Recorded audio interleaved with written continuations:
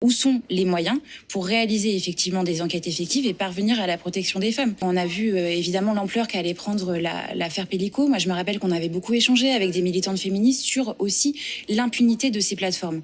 On a beaucoup parlé naturellement de la force et du courage de Gisèle. On a naturellement beaucoup parlé des violeurs de Mazan et du personnage de Dominique Pellico, mais on n'a pas beaucoup parlé finalement du site Coco, qui depuis a été fermé. Et Coco, Motherless et d'autres encore plateformes qui existent et qui continuent à diffuser des images de violence extrême ne sont pas suffisamment investigués. On ne parvient pas à protéger efficacement les Là, femmes. ces sites en question sont toujours opérationnels, pardon.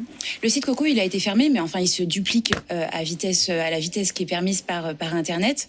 On a eu une enquête similaire à celle de CNN en Allemagne l'année dernière qui a révélé les mêmes mécanismes qui étaient spécifiques en Allemagne, avec pareil des dizaines de milliers d'utilisateurs.